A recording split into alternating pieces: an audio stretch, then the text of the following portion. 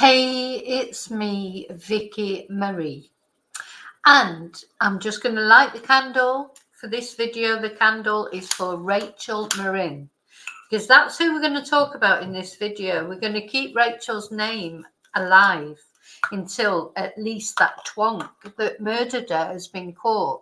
So we've been following this case right from the beginning. Take your mind back to last summer, 5th of August, when I started covering this case, because it came up in my feed, probably because I'd been doing cases about missing women, Nicola Bulley, etc. And this Rachel Morin case came up on my feed, and Rachel was on the Mar Trail in Maryland. For those of you who don't remember or don't know, some of you perhaps coming to this case for the first time, but she went for a walk on a Saturday evening. Just went for a walk on a trail that a lot of people go walking on, round about 6 o'clock in the evening, and she disappeared. Like people do into thin air, apparently. But of course, they don't disappear. Something's always happened. Anyway, there were aspersions cast. Oh, and then the following morning, she was found, unfortunately, deceased. And not only deceased, attacked, raped, but so violently that her face was just no more, let's say. So anyway, I've been keeping this alive, this case, not only me, of course, lots of people haven't, people a lot more in the public eye than me, such as Nancy Grace. And that's what we're going to look at today. Nancy Grace, just recently, within the last couple of days, had Rachel's mum on to talk, to try, because what then happened was a suspect was identified, and it all felt like it would all happen so quickly that he would be apprehended, because his DNA had been found on Rachel and also on another case right over the other side of America, a home invasion that we don't know the full details of yet, but we know bits of details. And his DNA was found on a cap that he left behind, and it was matched with the DNA on Rachel. So this person had travelled all that distance and either stalked Rachel. I personally think he had been around that. Well, the police think he'd been around the area for a few days. And also, I wouldn't be surprised if he targeted Rachel, because Rachel, as you will see, is a very stunningly beautiful woman, very striking woman. If you saw her, whether you're a man or a woman, you would notice her. So just over the last couple of days, Nancy Grace has done a feature on this, and Rachel's poor mum, because, so we thought that he would get caught quickly, and of course he hasn't. Now there's been a photo fit release that we'll see through the course of this video. So all the evidence is there, and there's a reward of $35,000. You think, what is stopping this man being caught? There's thoughts that he may have crossed the border because he is Hispanic, but he's somewhere. Again, he hasn't just disappeared either. Just as, victims don't just disappear, this guy has not just disappeared. Somebody knows him. He's somebody's son, somebody's brother, somebody's boyfriend. Somebody knows who this man is. So I'm going to show you the video that Nancy Grace put out, because I'm going to comment on it as well. But also, it's just so important that we don't let this go. We don't let this go, isn't it? Okay, so let's have a look at the video.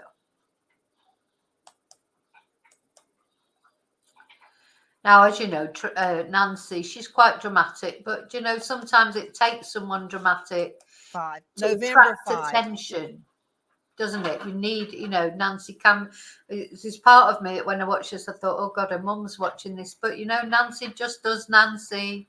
And she was a prosecution lawyer, wasn't she, for years? And, being a lawyer, it's like being an actor in a way, because you have to convince the jury. And sometimes you have to be sort of, exaggerate things. I don't mean exaggerate them and lie about them, but make them big and make that so that you leave a powerful impact on the jury, which I think Nancy was probably very, very good at personally. But anyway, so let's start. Let's look at this video. August 5, September 5, October 5, November 5, December 5, January 5, February 5, March 5, April 5, 8 months since this incredibly beautiful woman, but forget her physical beauty, mother of 5. Mother of 5. Let that. Yeah, so 8 months. 8 months. They've got the DNA. They've got the sort of photo fit, which all the witnesses that have seen him both in Maryland and in Los Angeles, where the other attack took place, right over the other side of the country, they've all agreed now about this photo fit. That's him. That's what he looks like. They've got video of him leaving the apartment in Los Angeles, but only the back of him, really. Surely somebody knows this man, but it's been 8 months, 8 long months for Rachel's family. That sink in. I'm a mother of 2 and I can hardly hold it together. Every minute I need to do something else for the twins. A mother of 5 is found naked, raped, bludgeoned so badly. Her face was practically gone. She had been beaten so badly and left out on the Ma and Pa hiking trail. Who did this thing? As a family member of a murder victim myself, it's really hard to take the next step to actually take a shower and get dressed and drive to the store or go back to school or resume your job or listen to the phone ring or play music on your car radio. Yeah, all of that's hard. This mother of Rachel Morin, she's stuck in a quagmire. She can't move forward. She can't go back because there is no justice. I'm talking about beautiful mom of 5, Rachel Morin.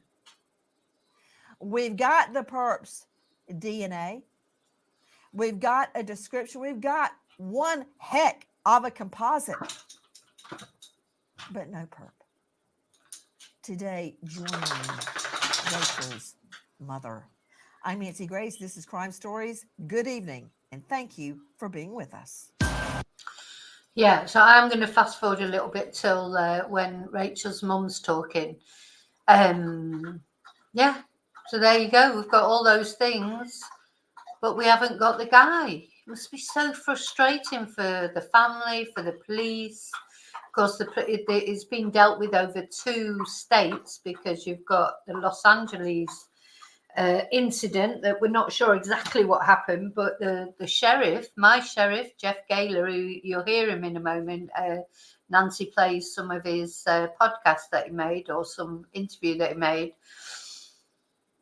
He's dealing with the Maryland incident, with Rachel's actual murder. But then the incident that they've got it tied up to is in Los Angeles. And Jeff said that he felt that if the guy hadn't been interrupted in this Los Angeles incident, it could have ended up exactly the same. So that's how dangerous this man is. And it just occurs to me, surely he's done, that can't be the only thing he's done, the only woman he's murdered, because if he's done that in Los Angeles, I mean, how many other cases are there that may tie to this guy? But anyway, they've got his DNA, but it didn't come up, so he's not been in prison. He's not been caught before, because obviously then he would have had his DNA in the prison, in the police data bank. So It'll be in there now, that's for sure, his DNA, but it's not in there. It wasn't already in there, so he's not been arrested for anything or anything serious. Okay, I'm just going to fast forward a little bit.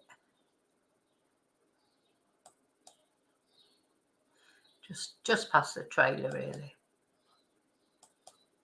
This is exactly what a defense attorney wants when the time comes for this to go to trial. Nobody remembers.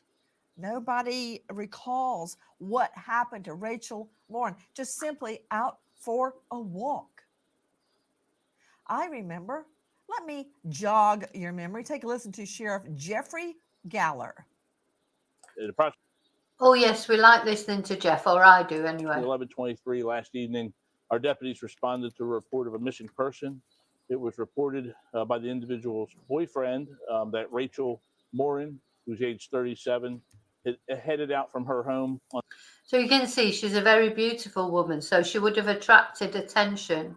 And her poor boyfriend, of course, in the beginning, he was under suspicion. Everybody's under suspicion, aren't they, in the beginning, especially the people closest to them. So her boyfriend did have his, because her current boyfriend, he did have a record as well, you know, from years before. So he went through a bit of social media trolling until this DNA came out. On Old Emerton Road around 6 p.m. to go to the Ma Pa Trail. Once she had not returned as and when expected, the family was obviously concerned. Initial information from the boyfriend, again, the caller who reported her missing, indicated her car was at the lot at the trailhead here on Williams Street, behind like where Independent Brewery is, the people that are familiar with Bel Air. Car was there, but she was not. Is Bel Air, Maryland. With me, an incredible panel, a brain trust, renowned psychologist, a death file lawyer, fast forward a bit for that. file lawyer, the Morin family attorney from Rice, Murtha, and Soros at ricelawmd.com, Randolph Rice, if I may call you Randy. Randy, just very quickly, isn't it true that the longer a case is delayed, the worse it is for the victim's family and the prosecutor? Certainly. So that's Rachel's mother there, obviously, on the right, and that's the lawyer there on the left. My heart just bleeds for Rachel's mum. She just seems like such a lovely person. She's set up a lot of prayer vigils online, etc. She's got quite a few other children, and they've had a lot of tragedy in this family's life. I mean, we've obviously seen that with Patty and the family, that they've had to go through, as you said at the lead, 8 months of just agony and desperation that they have not caught this man. They know who he is. We know who he is. We've got DNA, we've got a sketch, we've got a video, but we just don't have a name.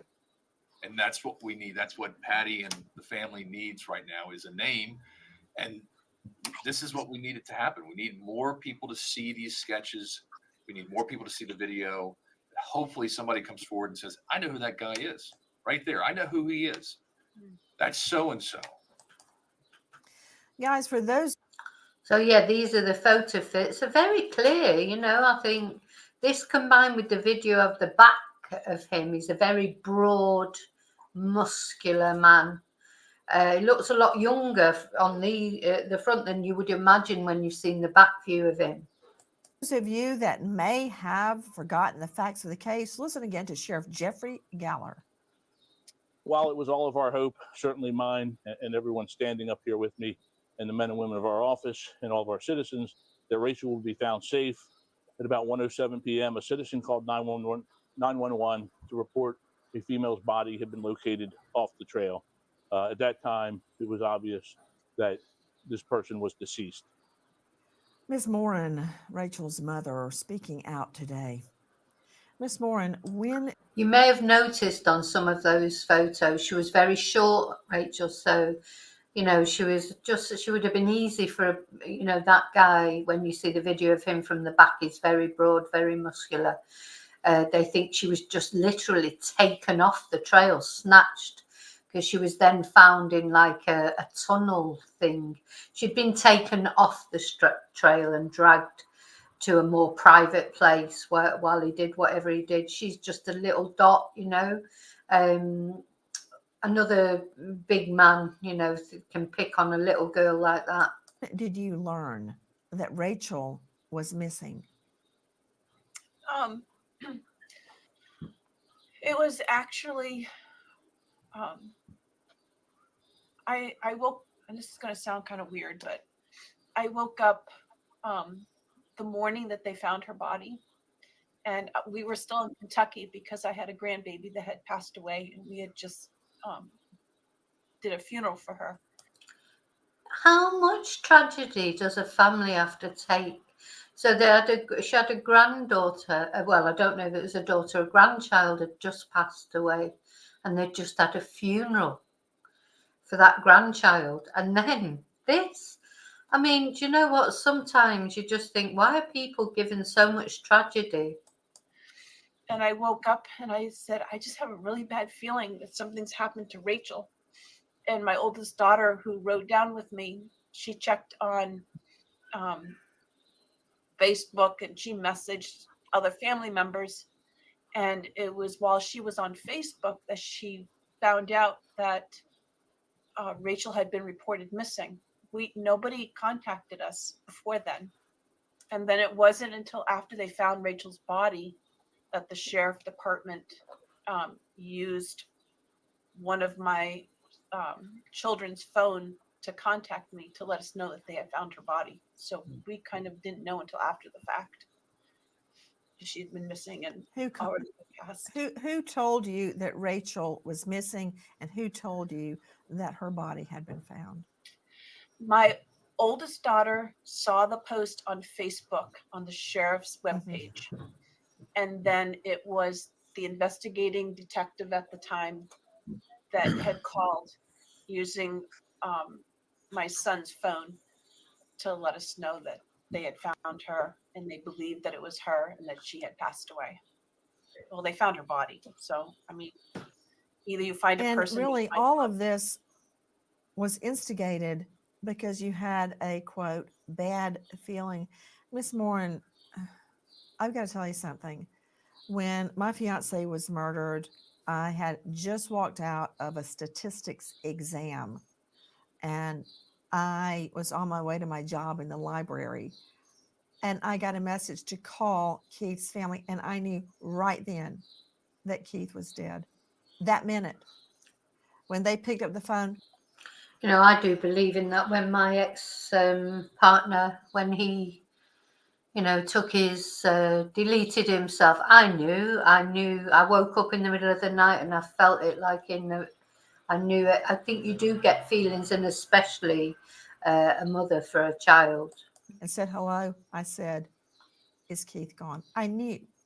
I don't know how that happens, Miss Morin. I don't know how that happens, but it happened. What was the feeling that you had? What did it feel like? It when I woke up, it felt like it felt like a shadow. It also felt like profound, like sadness, emptiness. Like I just knew that there was something that, like I think it's just mother's intuition. I just knew there was something that wasn't right. That there was something terribly wrong, but I didn't know what it was. And when my kids were younger, teenagers, and they would, you know, go spend time with their friends, I would know if they were, you know, being honest or not. It's like a mother just knows her children. I can't explain it. I don't profess to be psychic or anything. I just think it's because we are a close-knit family. And so my oldest daughter, knowing that mom's intuition is usually correct, she went looking, contacting her brothers, and to see. Yeah, she's quite short, isn't she? You can see she's a lot shorter than the other girl there. But imagine that, just after you've buried your grandchild, then your daughter's found murdered. Just unbelievable how this woman is even still standing. You know, if everybody was okay. And that's how we found out. Do you remember what you were doing when you were told that Rachel's body had been found? I was at my son's house. We were getting ready to come back to Maryland. But we weren't sure what was happening with Rachel. So I wanted to hurry up and come back so we could be part of looking for her. And so we had packed up our things. We were getting ready to pack up the car when we got the phone call that she was missing. I think we were like maybe not a half mile, like a half hour or so down the road from my son's house heading back. And my daughter that had traveled with me, my oldest daughter, she said, "Mom, you need to turn around and go home because you're not going to be able to drive the 10 hours home."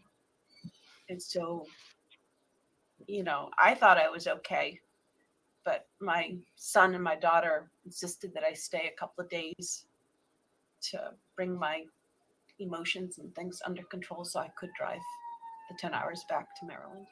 Miss Morin, what was your initial reaction? I know when I was told that Keith was dead, I didn't believe it. I immediately thought, wait, this is wrong. There's been some type of an accident.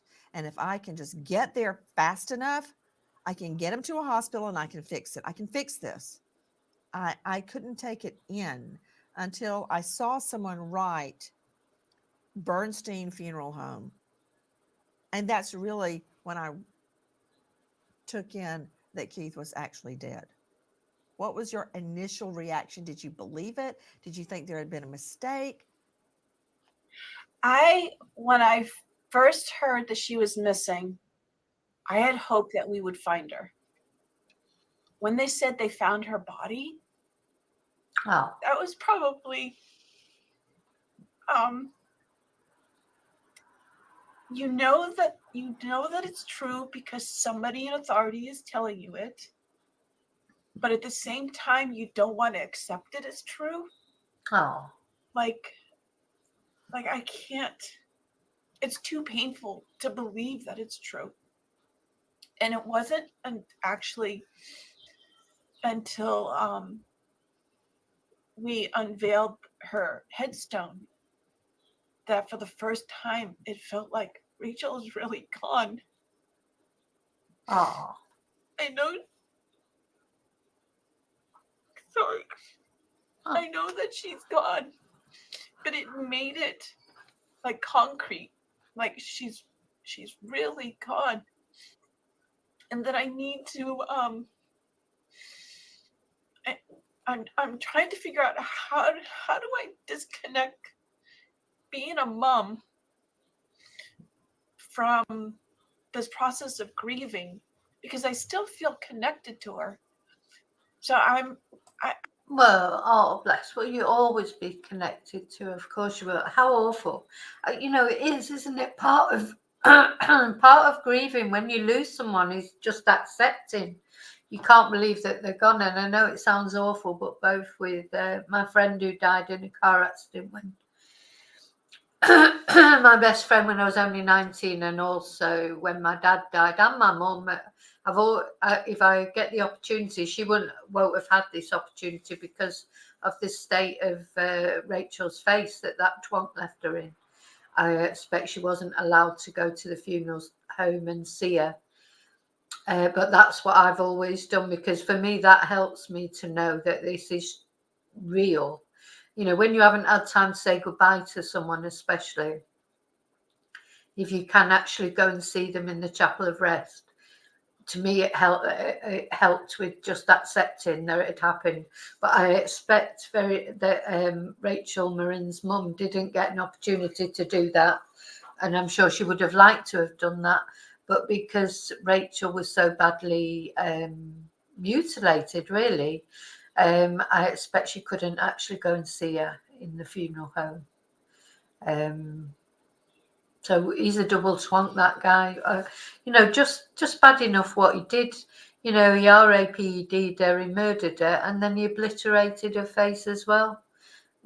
God, the day that this guy is caught, it will be a day for a celebration. It really will. I don't know how I'm supposed to feel. So I apologize for crying. Oh, fancy apologising. Sorry.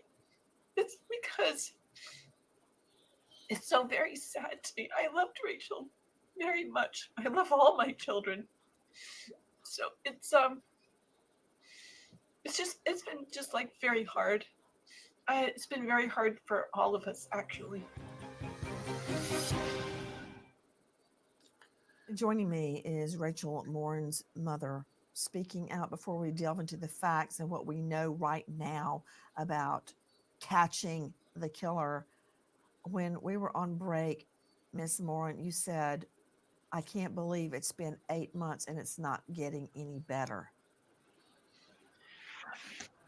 Yeah, you would. Well, I suppose I would think it's been 8 months, but the emotion is still so strong. And like the grief and the sorrow, it's very. It's not going away, is it? Probably part of that is because this guy is still out there. I know it won't make it better when he's caught. It won't bring Rachel back, but I think it may give her a little bit of a sense of, some sort of a step on the way to resolution. The thought of him being out there, I mean, he could be anywhere. He could be outside her house right now, for all she knows. This is awful. It's still very intense. It's so sad. Like, she should never have died. Like, No, she didn't do anything wrong. She was just no. walking the trail, which she does all the time. They've been doing it since they were little kids, and we moved here to Maryland. That was one of the things we did after supper, is we would go as a family and walk the trail. The boys would run into the woods, look for bugs and frogs and that kind of stuff. No. So it's You mean this trail or a trail near your family home? This trail. We lived a block from this trail for over 10 years. And when they were growing up. So this was her childhood home and Yes. childhood area. So she had walked this trail many, many times. And there's a lot to what you just said, her familiarity with the trail, feeling at home or at ease there, to the point where I'm sure, no fault of her own, I do it too. Yeah, she would have felt safe there. She'd been walking it for so long, and it probably reminded her of her mum and her family and happy days when they all used to go walking it. And then one day that twonk was there, took it all away. She felt at ease and probably let her defenses down, like we all do when we're at home or we're doing something we do every day. That's normal. Karen Stark, can you weigh in on, with me is Karen Stark, renowned psychologist, TV, radio, trauma expert at KarenStark.com, Karen with a C, in case you're trying to reach her. Can you, and I'm sure you can, I'm just the JD, you're the shrink. Can you assign a word or words to what Miss Morin is going through?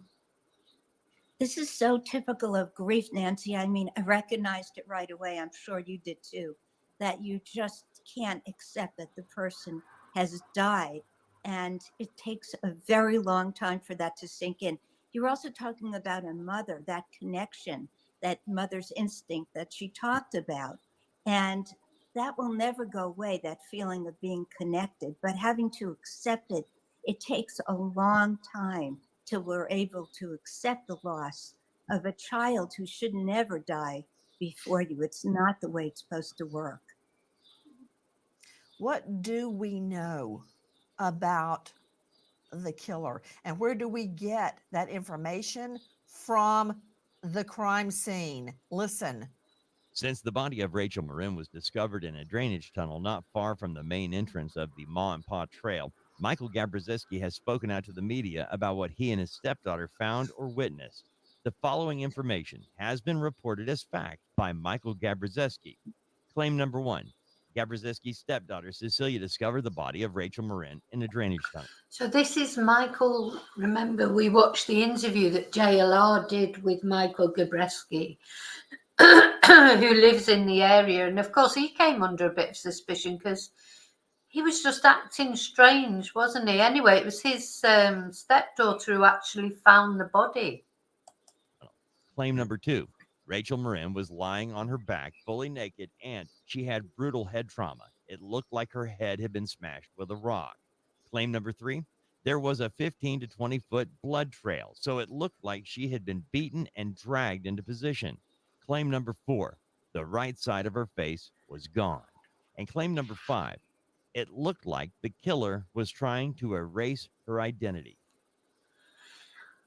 That's not very nice for a mum to listen to that, is it? Again, joining me in all-star panel to make sense of what we know right now. But I just wanted to say to Miss Morin, I was told nothing about my fiance's murders, the case surrounding it before trial. I was called. I'm just going to fast forward it a little bit from this panel to here. So here we are with the video of him coming Putting out. that up. This is the perp. There's no question. How do I know that? His DNA pops up in LA. Rachel was murdered in brutal fashion in Maryland, Bel Air, Maryland. He's a big, muscular guy. I mean, I don't know if he's tall, big, but he's broad, he's muscly. He doesn't seem to have any tattoos. This guy's DNA pops up from a crime scene in LA. That's where we're getting a lot of this composite. Hey, can I see that video one more time? So he attacks a group of people, inside this home. He's brazen. I believe he sex assaulted someone in there. A child came to the door of the room and started screaming. It woke everybody up.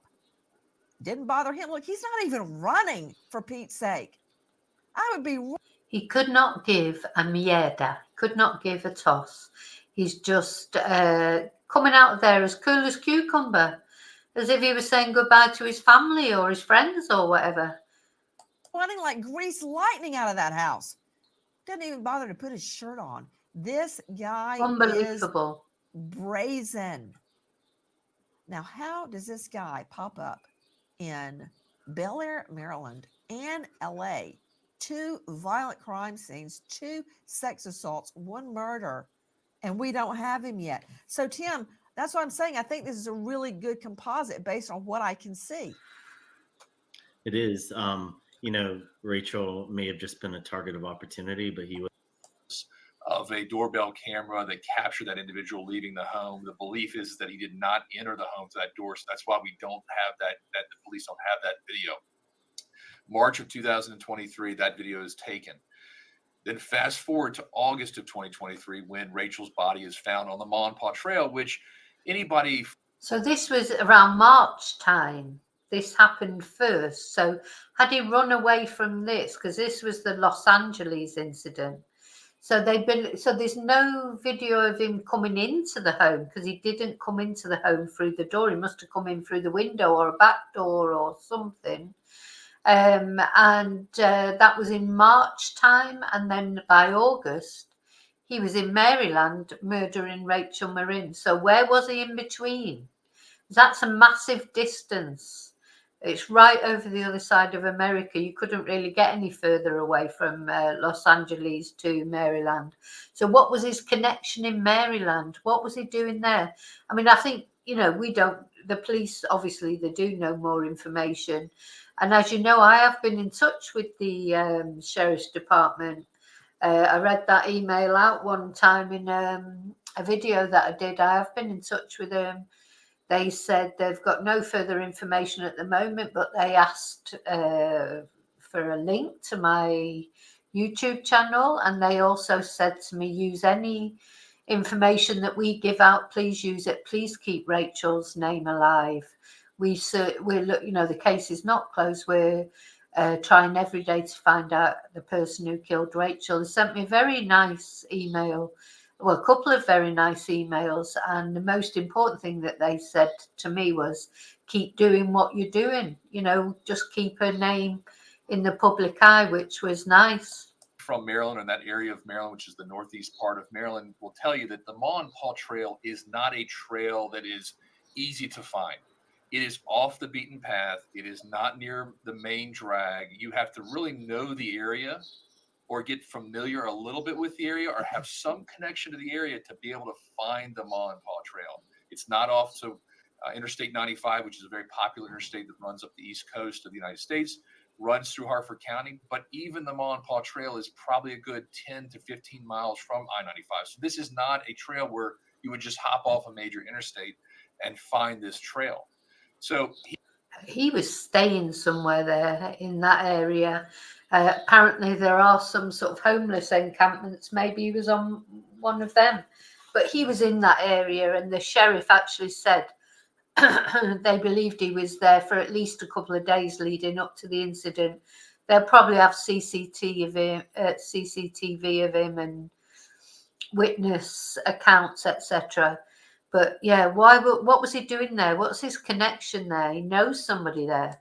He has to have some knowledge. And that's sort of one of the reasons why we did what we did early on in the investigation of our digital campaign to the Hispanic community, the flyers that we presented in both English and Spanish to those areas, because we believed, and we still believe, as Tim indicated, that he has a connection to this area.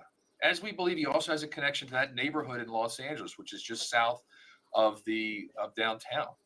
So hitting those areas, hoping that somebody will know him, recognize him, and be able to identify him is what we're trying to do.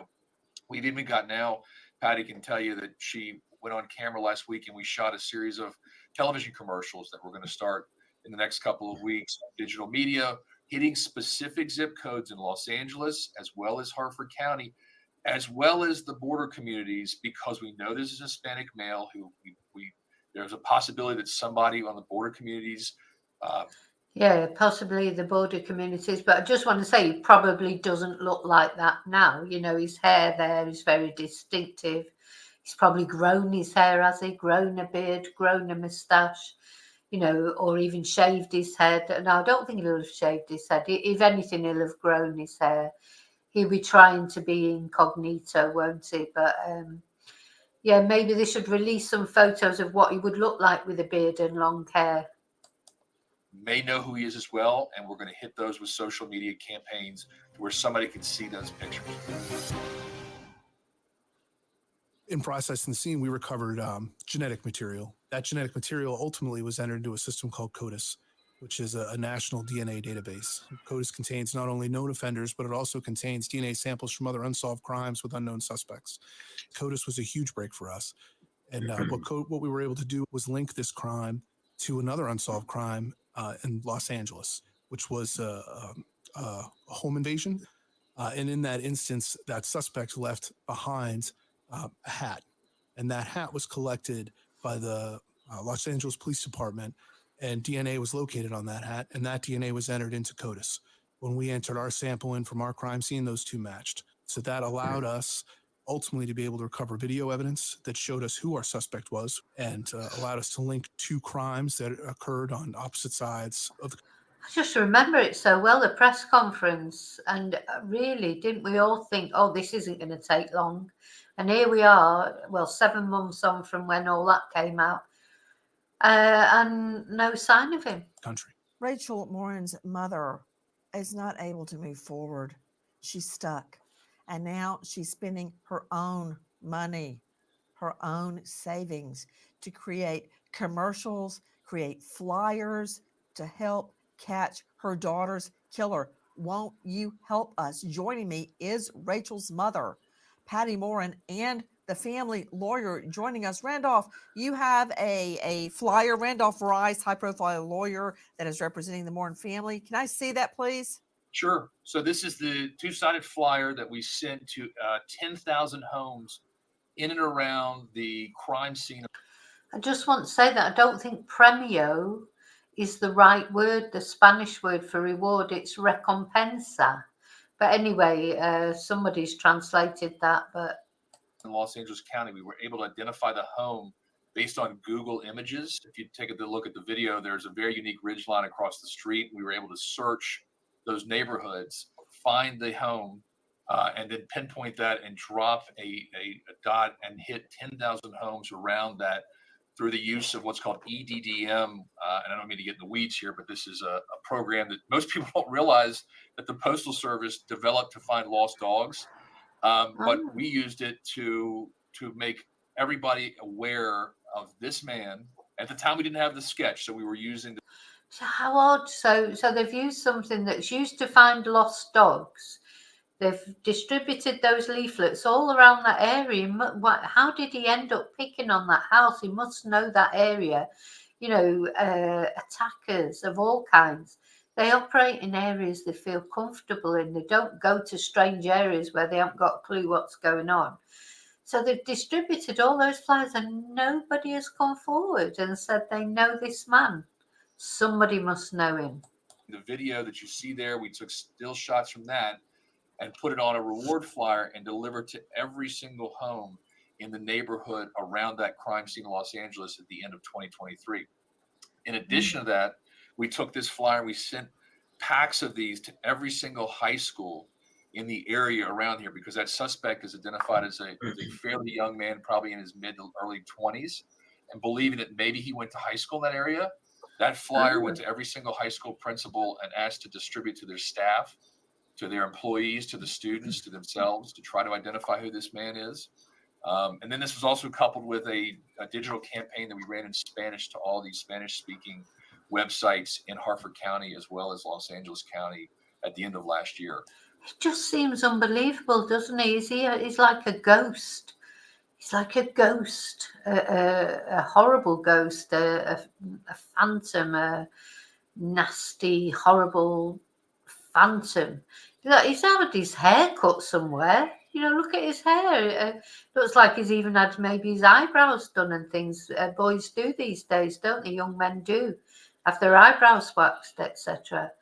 He looks after himself. Somebody knows him. Look at his eye. It's such a good sketch, that, because the evil is palpable coming out of those eyes. So we're trying every possible way to get these images in front of anybody who can identify them. Just a name. So all we need is a name. And we've put in $10,000 and I got another $10,000 and the reward's now up to $35,000. And we've said to everybody that's listened, I'd love to know what he was saying to that person there. You know, what was he saying? He's been in their house. He's tried to sexually attack someone. He's been found, luckily, caught doing it. Sheriff Garler said he thought that if he hadn't been caught, he would have ended up like Rachel all over again. What is he saying there as he comes out? tell us a name, you get $35,000. That's all we need. No questions asked. One name, 2 words for $35,000. Miss Morin, I got to tell you, you got some lawyer right there. Those techniques that you're employing are phenomenal, especially the use of EDDM, which I believe stands for Every Door Direct Mail, and that is used by the Postal Service. Guys, in addition to Miss Morin, Patty Morin, who is Rachel Morin's mom, and the family lawyer, Randolph Rice, joining me, FBI profiler Tim Papa, Karen Stark, renowned psychologist, Alexis Tereszchuk joining us, crimeonline.com investigative reporter, and death investigator, Joseph Scott Morgan. Oh, let's have a look at my sheriff all we talking. do know about these two crimes, the one in Los Angeles and the one here, my concern is that this killer is escalating. My investigators and I both firmly believe that if we do not apprehend this individual, he will kill again if he has not done so already. And if given the chance, he certainly could become a serial killer. Until he is in custody, this suspect poses a threat to every community in our country and maybe outside. Joining me, crimeonline.com. Nancy's face. The thing is, what's he been doing for these 8 months? You know, surely, has he done it again in these 8 months? There was an incident, wasn't there? A girl called Riley on a campus, there was talk that the guy who, exactly the same thing happened to her. She was out jogging and was attacked and unfortunately unalived. And the guy who did it to her, he had a look of this guy. But anyway, I'm sure they would have been able to match the DNA, so it never came to anything. So looks like he's just another twonk. You just think, God, how many is there of these twonks about? But what has he been doing for 8 months? Has he got a girlfriend? You can't believe that he's done nothing. He's been like a saint for 8 months after he's done these things. You know, these guys, they don't stop. Or is he doing it over the border now? Trouble is, he could be absolutely anywhere. I'm investigative reporter Alexis Tereszchuk. Alexis, what can you tell us regarding the latest in the search for Rachel's killer? I mean, it sounds to me like the attorney for the family, Randolph Rice, is doing the yeoman's share of work. He is. He's doing what the police should have done. They have been blanketing the area. Here's the thing. I am from Los Angeles. The coverage has been minimal since the crime took place, and everybody saw the video. First minute, all of the news stations ran it. Everybody was aware of it. But there have been no sightings of him either in Maryland or Los Angeles. And as the sheriff said, that's interesting. Believed to have committed other crimes in the LA area. 5'9", so he's not tall, but he's not short either. He's a big guy, 160 pounds, strong. You could see that he was strong. Believed to have committed other. So we're finding out little extra bits because that's the first time that I'd heard that. The police are concerned that he may have fled the country. He could have gone south to Mexico. He could have gone anywhere. They don't have a name, so he's not on a no-fly list. They're not looking for him at the border. The only thing they have is his DNA, and luckily it has been shared nationwide. See, it went from Maryland. It was matched in Los Angeles. If he commits a crime anywhere else, hopefully not. That will show up as well because everything is interconnected. It's awful because it feels like we have to wait for him to commit another crime, you know, before he gets caught. Or will it be one of those where he gets caught on a traffic stop or some, you know, sometimes like Isaac Keys or the Yorkshire Ripper in the UK, they get caught for something, you know, nothing to do with what they've done. And then if they're lucky and there's an astute policeman stops them for whatever reason it was, broken tail light, or it was Peter Sutcliffe, it was the registration number, wasn't it? It was false number plates. And luckily, you know, the police were on the ball. Otherwise, is he? What, we just got to wait till he murders someone before we get any more news of this guy. Joining me, guys, in All-Star. Other than that, there really isn't anything else. And then the next day they released it to the public to see if we rest.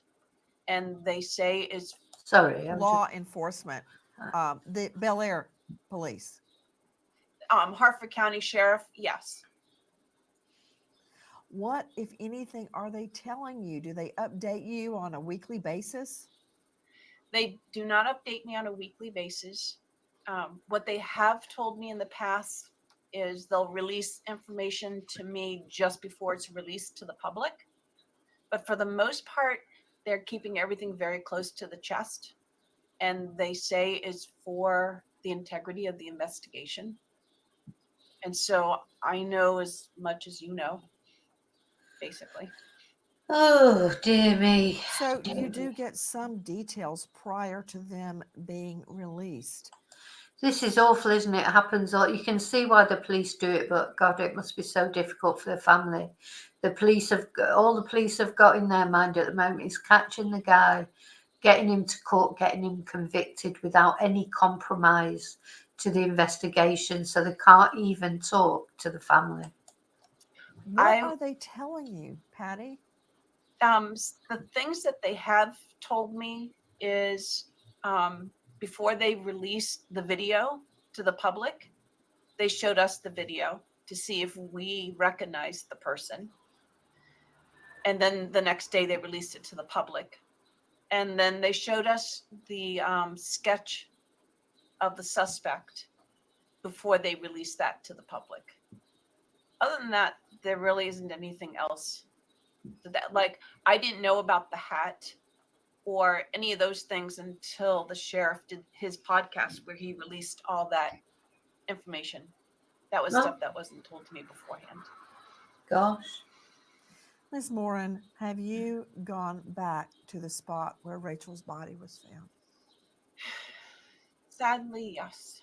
We did a walk to remember Rachel, where there were about 2,000 people that had come out for this walk, and it was in August. Then we did a celebration of life service for her, and it was broadcast on YouTube, so those that couldn't be there could view it and see video clips of her growing up. And then since that walk of life, I haven't been able to bring myself to go on the trail, just because it felt like so fresh, like the death just happened, like it was so fresh. I couldn't bring myself to go near it. But one of my sons, wanting to help me to move forward, said, "Mom, it might help you if you just walk and I'll explain things as we go along the trail." Just things that he thought. It's speculation, but there's things that he thought. But then he brought me to the place where they did find her body, and it was very hard, Oh. but it was also one of those like signposts that makes it final, that she really was in this place at that time. And so it's kind of like a timestamp, but she's not there anymore. And I know that since then, people have actually gone to that place, and I know that there's like graffiti that people are leaving behind now, and they're like messages to Rachel. Oh. But so I walked the trail. I haven't been back since then, though. Bless her. With me is Rachel's mom, Patty Morin. Miss Morin, Rachel wasn't just killed, she was brutalized. But you have reason to believe she felt safe on the Mon Pa Trail. Why? Yes. The town of Bel Air is a small town. We have a community college that's just a little bit of ways from the town. And we have lived here for over 20 years. Everybody, it's a small family trail. Everybody in the town walks, runs, bikes this trail. We've been doing it for over 20 years. Nothing like this has happened in our town like this. People feel safe. Everyone knows each other. You're on the trail so often that people say hi to each other. It was a very safe place, so she had no reason to believe that she was in harm's way. And Nancy, just to give you some perspective, Harford County maybe has 5 homicides a year. And they're typically either drug related or domestically violent, where there's, maybe there was something brewing. Very rarely do they have these random attacks. And really, most people can't have recent memory of anything like this happening in such a small, close knit, almost rural community. Yeah. Miss Morin, you stated that as part of that walk, you saw where Rachel's body was found. I've never gone back to where Keith was murdered. It took me so long to get out of that depression. I don't want to re-trigger it, especially now that I have children to raise. Yeah. What went through your mind when you saw that spot? It's like, I know that it's a fact, but at the same time, it's like, I can't believe that it's real or true. I can't explain. It's almost like it's surreal. Yeah. It's like you have to separate. This is a fact, from your emotions. And so in a part of my brain, it's like, yes, this is a fact. But I still can't, I'm still having a hard time just thinking that she's gone. Like, I can't comprehend. I know that it's true, but my heart won't let me comprehend it. And so that's why I avoided the trail and avoided the tunnel, because I wanted to avoid the pain. So yeah. So in one sense, it did help to go there and to see it, because then it's like your emotions aren't running all over the place. You have some fact to settle on. But at the same time, it's very hard, because then you have to accept the fact is true.